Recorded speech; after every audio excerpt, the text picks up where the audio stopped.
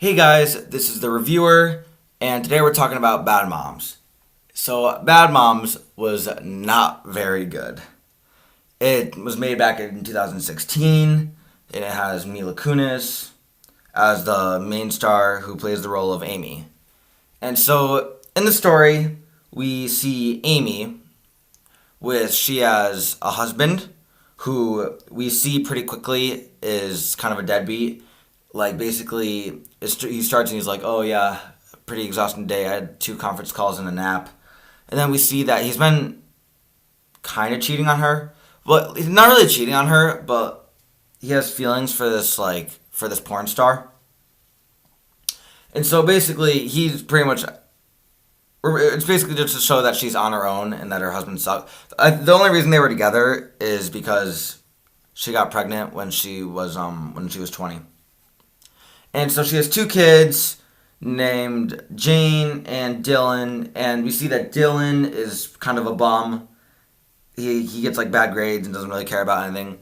And Jane is just annoying. She's all worried about getting into college and everything. She's like, "Oh, if I don't make the middle school soccer team, I'm gonna get into college." And so, and we see that her job is kind of a mess. She's like really underrespected because her boss is an idiot. And so we just see that Amy's life is a total. It's just really busy, and not much is really going for her at the start of the movie.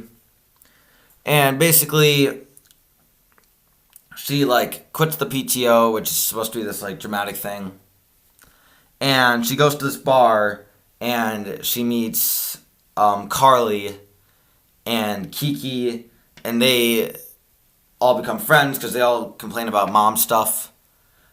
It became clear to me pretty quickly as a young guy that I am not the intended audience for this movie. The intended audience for this movie is obviously moms who I guess kind of wish that they could do this stuff because some of the stuff they do in this movie is just unbelievable. Like it's just wildly unrealistic. And so basically, the bad moms they all go to the store and they kind of make a mess and they kind of just eat a bunch of food and kick a bunch of stuff, and then the grocery store doesn't seem to really care. And they go on all these wild things, and we get introduced to the main plot of the movie, which is that Amy wants to be the head of the PTO. There's not really a reason why. I think she just wants. There needs to be something happening in the movie, and she probably mostly wants to take down the mean mom Gwendolyn, who is the head right now and has always been mean to Amy and everything. And so in the movie, stuff just kind of happens, and then it'll all be kind of tied back to that. And then more stuff will happen, and then she'll do more PTO stuff. Like she'll throw like a party. And everything that they do that's kind of bad moms is just in slow mo. You can check; it's pretty much everything. It's all just in slow mo, which is like a cliche. And then so end of the story, she shows the moms that you can be a chill mom and still be a good mom, or I guess a mad mom, because it's the title of the movie, really funny. And that's okay. And so she went to the BTO, and we learned that Gwendolyn is not as she seems. She's not all perfect. Her life is more of a mess than Amy's was at the beginning of the movie, and everything just kind of works out. So that's the main story, but I bet you like 15 minutes of that is the actual movie. The rest of it is just a bunch of stupid subplots. Like there's one, and I guess out of all of them, it was my favorite because I thought the guy was actually kind of charming. There was this guy named Jesse who is supposed to be like the hot widower, which I think means that his wife died, and so all the moms are like swooning over him, and he kind of has a thing for Amy, and so basically we're introduced to him, and then him and Amy talk for a couple minutes and have sex, and then we don't really see him until the end of the movie. But like, there's a good like 20 minutes in the middle of the movie where the Kiki and Carly are like, "Oh, let's get you laid, Amy." Although I'm sure, like, she must get hit on all the time. Mila Kunis is like gorgeous, so that's not a cliche. Just like pretending that she's not, but she is. And they have this whole thing about getting her ready, getting her in like a slutty dress, and they talk about like dicks and stuff. And then they go out and she talks to him for a while, and they kiss. But then like she doesn't even like get laid, which was the whole point of going out and everything. And then they kind of just have sex later. So I don't know why they didn't just do it then to give that part any meaning. And so honestly, that probably took up more of the movie than the story did. And then another subplot that lasted about 8 seconds of the movie, but I think was supposed to be like a big deal, was basically at the beginning of the movie, Kiki, one of the bad moms, was was with was with Amy and Carly, and they were all out to lunch. Actually, the other names end with E. That's probably it's either lazy or like there's something to it. It's probably just lazy. And basically, her husband comes and he's like, "Oh, why didn't you watch the kids?" And she's like, "Oh, Rose is watching them." He's like, "No, you gotta watch them." So he pulls her away, and then he just disappears from the movie until the very end when she's like, "You know what? You should watch the kids. How about that?" And that's her whole arc. So, good job, Kiki. And at the end, she's just kind of a jerk to her husband, like at the very end.